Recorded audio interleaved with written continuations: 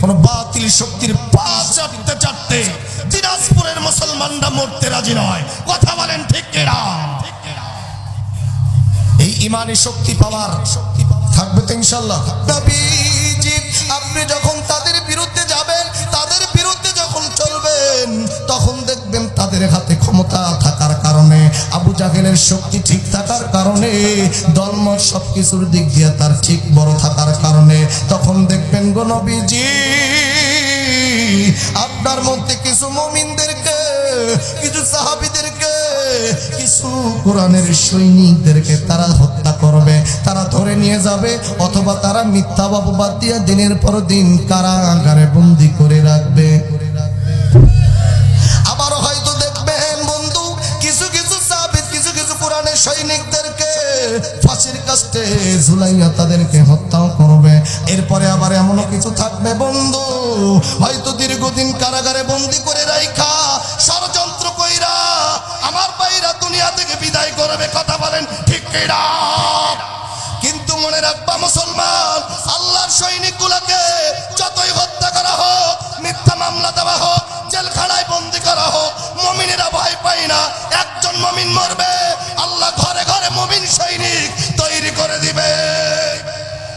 আমরা কোরআনের সৈনিকদের হারাইছি, আরো আগামীতে হারাবো, কিন্তু কোরআনের সৈনিকেরা ভয় পাবে না, কারণ আল্লাহর উপর তাদের বিশ্বাস আছে।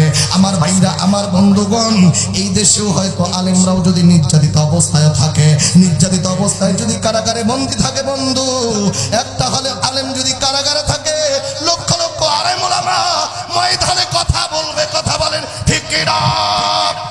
এই দেশের হয়তো সাইদি সাহেব নাই, এই দেশে হয়তো মামুনুল হক নাই, এই দেশে হয়তো নানুতুবি কাসিমি নাই, এই দেশে হয়তো আহমদ শফি সাহেব নাই, এই দেশে হয়তো মরহুম চরমোনাই নাই, কিন্তু তাদের সৈনিকগুলা, সন্তানগুলো আছে, তাদের রুহানি সন্তানগুলো আছে। আল্লাহর কসম, যতদিন থাকবে জমিন ঠিক থাকবে, আল্লাহর জমিন উর্বর হবে, তাদের কারণেই আল্লাহ রহমত বরকত বর্ষিত হবে। ইসলামের ক্ষতি কেউ করতে পারবে না। কথা বলেন ঠিক কিনা?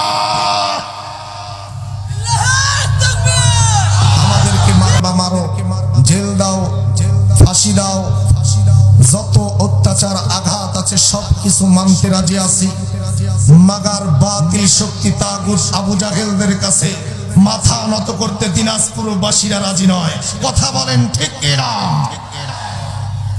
এটা ইতিপূর্বে আপনারা দেখিয়েছেন, আমার বিশ্বাস আগামীতেও দেখাবেন ইনশাআল্লাহ। এই আওয়াজ থাকবে না, শেষ হয়ে যাবে। সবাই কথা পায় না, থাকবে না, শেষ হয়ে যাবে। এক আল্লাহ বাদে দিনাজপুরের মুসলমানরা আর কাউকে ভয় করে না, পরোয়া করে না। এই কথা বলেন না কেন আপনারা?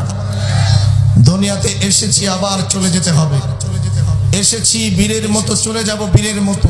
কোন বাতিল শক্তির পা চাটতে চাটতে দিনাজপুরের মুসলমানরা মরতে রাজি নয়। কথা বলেন ঠিক কিনা?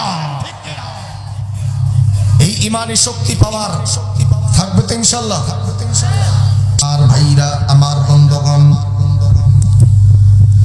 আজ থেকে বহু বছর আগে আমার আল্লাহ রব্বুল আলামিন তামাম পৃথিবীর জমিনে মানুষগুলোকে পাঠানোর পূর্বে আমার আল্লাহ পাক রব্বুল আলামিন সর্বপ্রথম তামাম পৃথিবীর জমিনের মানুষের রূহগুলোকে আগে বানাইলো। আজ থেকে বহু বছর পূর্বে আদম নবী থেকে শুরু করে দিয়া একেবারে কিয়ামতের পূর্ব মুহূর্ত পর্যন্ত যেই মানুষটা দুনিয়াতে আসবে, এই সমস্ত মানুষগুলোর রূহগুলো আমার আল্লাহ পাক রব্বুল আলামিন আগে সবগুলো রূহ একবারে সৃষ্টি করিয়া আল্লাহ পাক রব্বুল আলামিন একটা ময়দানের সমস্ত রূহগুলোকে রাখলো। রাখার পর এই রূহগুলোকে ডাক দিয়ে বলে, রূহরা তোমরা তো দুনিয়ার জমিনের সিরিয়াল অনুযায়ী যাইবা, কিন্তু রূহরা আমি আল্লাহ তোমাদের কাছ থেকে জানতে চাই, ওয়াদা নিব, ওয়াদা নিয়ে তারপর দুনিয়াতে সিরিয়াল অনুযায়ী যাইবা। রূহরা আল্লাহকে ডাকতে বলে, আল্লাহ কি ওয়াদা নিবা? আমার আল্লাহ ডাকতে বলে, ও রূহরা দুনিয়ার জমিনে যাওয়ার পরে বলো বলো তোমরা কার ইবাদত করবা, কাকে স্রষ্টা বলে মানবা, কার ইবাদত করবা? আমরা রূহরা আল্লাহকে সেই দিন ওয়াদা দিয়েছিলাম, আল্লাহ দুনিয়ার জমিনে যাওয়ার পর আমরা কাউকে মানবো না, শিরিক বিদআত করব না, কাউকে রব বলে মানব না, একমাত্র কেবলমাত্র আল্লাহ। দুনিয়ার জমিনে যাওয়ার পর আমরা দুনিয়াতে গোলামি করব, দাসত্ব করব কার? আরো জোরে জোরে জবান খুলে বলেন কার? সে আল্লাহ পাক রব্বুল আলামিন সর্বপ্রথম আদম পয়গম্বরকে দুনিয়াতে পাঠিয়ে দেয়। আরে বন্ধু, একটু কানটা খাড়া করে কথাগুলো শুনবেন বাজান, খুব গুরুত্বপূর্ণ কিছু কথা আপনাদের জন্য নিয়ে আসছি। রিসার্চকৃত আমার কিছু কথা শুনে যাবেন বন্ধু। পদ্মার আলের মায়েরা, আমার বোনেরা, একটু ধৈর্য ধারণ করে বসবেন। কত কথা আপনাদের জন্য নিয়ে আসছি, অনেক ইম্পর্টেন্ট গুরুত্বপূর্ণ কিছু হাদিসও বলবো, খেয়াল করেন, একটু ধৈর্য ধারণ করে বসেন। এরপরে বন্ধু, আদম নবীজি চলে আসার পরে আদম এবং হাওয়া আলাইহিস সালাতু ওয়াস সালামের মধ্য দিয়া তামাম পৃথিবীর জমিনে অসংখ্য মানুষ নানান পৃথিবীতে ছড়িয়ে ছিটিয়ে ভরপুর হয়ে যায়। কিন্তু বন্ধু, এই মানুষগুলো আমার আল্লাহ রাব্বুল আলামিনকে যেন ভুলে না যায়, আল্লাহকে দেওয়া ওয়াদার কথাগুলো যেন তারা ভুলে না যায়, আমার আল্লাহর ওয়াদা যেন তারা ভুলে না যায়। এই জন্য আমার আল্লাহ পাক রব্বুল আলামিন এই মানুষগুলোকে আল্লাহকে দেওয়া ওয়াদার কথা স্মরণ করার জন্য, আল্লাহকে দেওয়া ওয়াদার কথা স্মরণ করায় দেওয়ার জন্য, আল্লাহর ইবাদত যেন তারা করে, দুনিয়ার শয়তানের ধোঁকায় করে যেন তাগুদের পিছনে না ঘোরে, এই মেসেজগুলো পৌঁছায় দেওয়ার জন্য আমার আল্লাহ তামাম পৃথিবীর মানুষের জন্য রাহবার হিসাবে আমার আল্লাহ পাক অসংখ্য নবী রাসূল, অসংখ্য পয়গম্বরদেরকে পাঠিয়ে দেন। আরে বন্ধু, এই নবী রাসূলরা দুনিয়াতে আসে, আবার সিরিয়াল অনুযায়ী চলে যায়। এইভাবে আস্তে আস্তে আমার ভাইরা, আমার বন্ধুগণ, এক পর্যায়ে ঈসা নবী পয়গম্বর আসে। ঈসা নবী পয়গম্বর একটা সময় দুনিয়া থেকে বিদায় নিয়ে চলে যায়। ঈসা নবী যখন চলে যায়, ঈসা নবী চলে যাওয়ার পর প্রায় 500 থেকে 600 বছর দুনিয়াতে আর নবী নাই, পয়গম্বর নাই। কিন্তু বন্ধু, এই যে সময়টার মধ্যে কোনো নবী নাই, কোনো রাসূল নাই, কিন্তু মানুষগুলো নবীবিহীন সমাজের মধ্যে থাকতে থাকতে এই মানুষগুলো একটা পর্যায়ে আমার আল্লাহ পাক রব্বুল আলামিনকে ভুলে যায়, আল্লাহকে দেওয়া ওয়াদার কথা ভুলে যায়। শুধু তাই নয়, এমনকি আমার আল্লাহ পাককে বাদ দিয়ে নানান তৈরি সৃষ্টির ইবাদত করা শুরু করে দেয়। আরে বন্ধু, কিতাবের লেখক লেখে বন্ধু 114টা সূরার মধ্যে আমার ভাইরা 25 নম্বর সূরা, সূরাতুল আল ফুরকানের 3 নম্বর আয়াতে তাফসীর কারকরা বলেন, তাফসীরে ফি জিলালিল কুরআন, তাফসীরে বাইজাবি সহ অসংখ্য তাফসীর কারকরা বর্ণনা করে ডাক দিয়ে বলেন, তৎকালীন সময়ে মানুষগুলো আমার আল্লাহর ইবাদত বাদ দিয়া, আমার আল্লাহর গোলামি বাদ দিয়া, এই মানুষগুলো একটা পর্যায়ে আল্লাহ তৈরি নানান সৃষ্টির ইবাদত করা শুরু করে দেয়। কেউ বা বাজান চন্দ্রের পূজা করা শুরু করে দেয়, কেউ বা আবার তারার পূজা, কেউ বা আবার আসমানের, কেউ বা সূর্যের পূজা, কেউ বা আবার অগ্নি পূজা, কেউ বা পাহাড় পর্বত সাগর বিল খাত নদীর পূজা, কেউ বা আমার জঙ্গলের পূজা, জঙ্গলে থাকা নানান প্রকারের গাছ গাছালির পূজা, কেউ বা আবার বিভিন্ন রকম পশু পাখির পূজা, কেউ বা আবার মানুষের পূজা করে, কেউ বা আবার মানব পূজা, কেউ বা আবার মাটির পূজা, কেউ বা আবার মাটির তৈরি নানান রকম দেব দেবীর পূজা করিয়া এই মানুষগুলো যখন শিরিক বিদআতের মধ্যে পড়ে একটা পর্যায়ে আমার আল্লাহ রাব্বুল আলামিনকে ভুলে যায়। শুধু কি তাই রে বন্ধু, আমার আল্লাহওয়ালা মানুষগুলো আল্লাহকে ভুলে যায়, নবীওয়ালা মানুষগুলো নবীকে ভুলে যায়, কিতাবওয়ালা মানুষগুলো কিতাবকে ভুলে যায়, দিনের পথের মানুষগুলো কিতাব থেকে তারা দূরে সরে যায়, আলোর পথের মানুষগুলো অন্ধকার অসন্ন্যর পথে চলে যায়, সোজা পথের মানুষগুলো অবেকা পথে চলে যায়, সভ্য মানুষগুলো অসভ্য হয়ে যায়। কিন্তু বন্ধু, আবার আল্লাহ পাক রব্বুল আলামিন এই অসভ্য মানুষগুলোকে সভ্য বানাবার জন্য, অভদ্র মানুষগুলোকে ভদ্র বানাবার জন্য, অন্ধকার অচ্ছন্ন পথের মানুষগুলোকে আলোর পথের সন্ধান দেওয়ার জন্য, নবী ভোলা মানুষগুলোকে নবীওয়ালা করার জন্য, আল্লাহ ভোলা মানুষগুলোকে আল্লাহওয়ালা করার জন্য। সবাই সমাধান চাও যদি জীবনে মরণে, ফিরে যাও খুঁজে নাও চোখ রাখো। আওয়াজ সবাই, ফিরে যাও খুঁজে নাও চোখ রাখো। এ বাণী সকলের নয় শুধু মুমিনের, যারাই চলবে মেনে ফল পাবে কোরআনের। আল্লাহু আকবার। এ বাণী সকলের নয় শুধু মুমিনের, যারাই চলবে মেনে ফল পাবে কোরআনে। ঘরে বলো কিংবা রাষ্ট্রে বলো, ঘরে বলো কিংবা রাষ্ট্রে বলো, অশান্তি দূর করে শান্তি আনে সমাধান। বলেন না, সমাধান চাও যদি জীবনে মরণে, ফিরে যাও খুঁজে নাও, ফিরে যাও খুঁজে নাও চোখ রাখো। আল্লাহ যেন কোরআনের পথে আমাদেরকে কবুল করে। জোরে কন্যা আমিন। আর একটু জোরে বলেন আমিন। বাজান গো, লম্বা করব না, সময় বেশি নিব না, অল্প সময়ের মধ্যে কথা কিছু বলে শেষ করার চেষ্টা করব। আর মুসলমান ভাইরা একটু গভীর মনোযোগ দিয়ে শুনবেন। আল্লাহ পাক রব্বুল আলামিন আমার আপনার জন্য দুইটা রহমত পাঠাইছে। এর মধ্যে বন্ধু বিশ্ব নবী, নবীজির প্রতি নূর নামক কোরআন। এই কোরআনে আমার আল্লাহ 114টা সূরা দিয়ে পূর্ণাঙ্গভাবে একটা সূরা নাজিল করেছে। আর বন্ধু আমার ভাইরা রে, আমার বন্ধুগণ খুব মনোযোগ দেন। এই পবিত্র কোরআনের 114টা সূরার মধ্য থেকে আমি আপনাদের সামনে, আমার ভাইরা, আমার বন্ধুগণ, পবিত্র কোরআনের 33 নম্বর সূরা, সূরাত আহজাবের 33 নম্বর আয়াত তেলাওয়াত করেছি। বন্ধুগণ, এই কোরআনের এই সূরা, সূরাত আহজাব মদিনায় অবতীর্ণ হয়। জোরে বলেন কোথায়? কথা বলেন কোথায়? সূরাটি মদিনায় অবতীর্ণ হয়। পূর্ণাঙ্গ সূরাটি আমার আল্লাহ পাক 73টা আয়াত দেয়। পবিত্র শাওয়াল মাসের 5 হিজরির 5 শাওয়াল মাসে আল্লাহ পাক এই সূরাটি মদিনায় অবতীর্ণ করেন। সূরাটি অবতীর্ণ করার পেছনে 3টা ঐতিহাসিক ঘটনা ও কথা উল্লেখ আছে।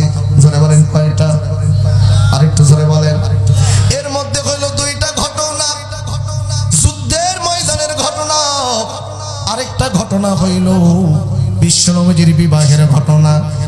সূরাটির নাম হলো আহজাব, যার অর্থ দাঁড়ায় দল, সম্মিলিত দল, ঐক্যবদ্ধ দল, মানে সম্মিলিত দল। কেন এই সম্মিলিত দল হয়? এটা যখন তাফসীর পড়তে যাবেন বাজান, তাফসীরে ফি জিলালিল কোরআনের মধ্যে আসছে এই সম্মিলিত দল সূরার নামকরণটা করার পিছনে আপনি যখন শানে নুজুল পড়তে যাবেন, ঐতিহাসিক প্রেক্ষাপট পড়তে যাবেন, তখন দেখবেন বন্ধু 2টা যুদ্ধের ময়দানের একটা যুদ্ধের ময়দানকে উদ্দেশ্য করে আল্লাহ নামকরণ করে। মক্কায় তৎকালীন সময়ে যতগুলো ইসলামের বিরুদ্ধের দল ছিল, এই দলগুলো সবাই ঐক্যবদ্ধ হইয়া সিদ্ধান্ত নিল মদিনায় যাইব, ইসলাম ধ্বংস করব, মুহাম্মদ সাল্লাল্লাহু আলাইহি সাল্লামকে হত্যা করবে, এরপরে সাহাবীদেরকে হত্যা করবে। এই বলে তারা ঐক্যবদ্ধ হয়ে মক্কার দিকে যখন মদিনার দিকে রওনা দেয়, এই দিকে একজন সাহাবী নবীজির কাছে যায়। যাওয়ার পরে বলে, নবীজি,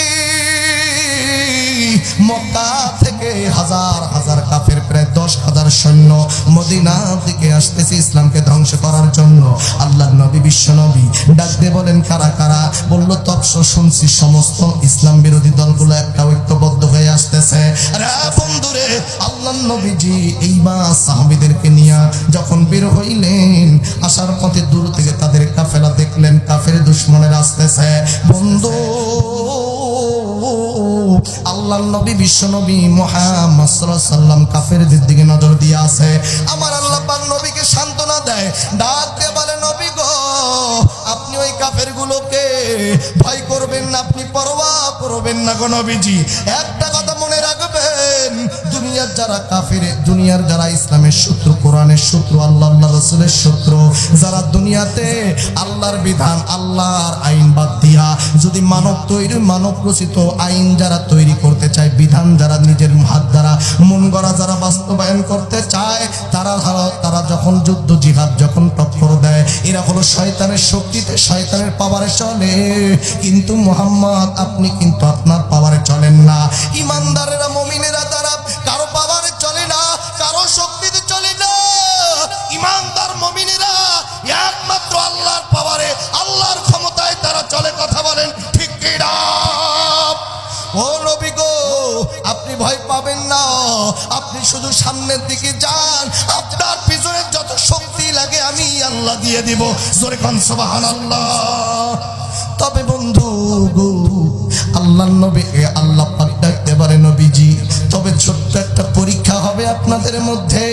এই পরীক্ষাটা নবী গো আপনার শুধু নয়, পূর্বের পয়গম্বরদেরকে হইছে, কিয়ামত পর্যন্ত যারা মুমিন, যারা ইসলামের সৈনিক তাদেরও হবে। নবীজি, আপনি যখন তাদের বিরুদ্ধে যাবেন, তাদের বিরুদ্ধে যখন চলবেন, তখন দেখবেন তাদের হাতে ক্ষমতা থাকার কারণে, আবু জাহেলের শক্তি ঠিক থাকার কারণে, দলমত সবকিছুর দিক দিয়ে তার ঠিক বড় থাকার কারণে, তখন দেখবেন গো নবীজি আপনার মধ্যে কিছু মুমিনদেরকে, কিছু সাহাবীদেরকে, কিছু কোরআনের সৈনিকদেরকে তারা হত্যা করবে, তারা ধরে নিয়ে যাবে, অথবা তারা মিথ্যা অপবাদ দিয়ে দিনের পর দিন কারাগারে বন্দী করে রাখবে।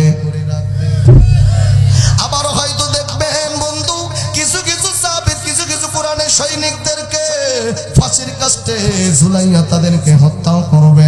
এরপরে আবার এমনও কিছু থাকবে বন্ধু, হয়তো দীর্ঘদিন কারাগারে বন্দী করে রাইখা ষড়যন্ত্র কইরা আমার ভাইরা দুনিয়া থেকে বিদায় করবে। কথা বলেন ঠিক কি না? কিন্তু মনে রাখবা মুসলমান, আল্লাহর সৈনিকগুলোকে যতই হত্যা করা হোক, মিথ্যা মামলা দেওয়া হোক, জেলখানায় বন্দী করা হোক, মুমিনেরা ভয় পায় না। একজন মুমিন মরবে, আল্লাহ ঘরে ঘরে মুমিন সৈনিক তৈরি করে দিবে। আমরা কোরআনের সৈনিকদের হারাইছি, আরো আগামীতে হারাবো, কিন্তু কোরআনের সৈনিকেরা ভয় পাবে না, কারণ আল্লাহর উপর তাদের বিশ্বাস আছে। আমার ভাইরা, আমার বন্ধুগণ, এই দেশেও হয়তো আলেমরাও যদি নির্যাতিত অবস্থায় থাকে, নির্যাতিত অবস্থায় যদি কারাগারে বন্দী থাকে বন্ধু, একটা হলে আলেম যদি কারাগারে থাকে, লক্ষ লক্ষ আলেম ওলামা ময়দানে কথা বলবে। কথা বলেন ঠিক কি না? এই দেশের হয়তো সাইদি সাহেব নাই, এই দেশে হয়তো মামুনুল হক নাই, এই দেশে হয়তো নানুতুবি কাসিমি নাই, এই দেশে হয়তো আহমদ শফি সাহেব নাই, এই দেশে হয়তো মরহুম চরমনাই নাই, কিন্তু তাদের সৈনিকগুলা, সন্তানগুলো আছে, তাদের রুহানি সন্তানগুলো আছে। আল্লাহর কসম, যতদিন থাকবে, জমিন ঠিক থাকবে, আল্লাহর জমিন উর্বর হবে, তাদের কারণেই আল্লাহ রহমত বরকত বর্ষিত হবে। ইসলামের ক্ষতি কেউ করতে পারবে না। কথা বলেন ঠিক কি না?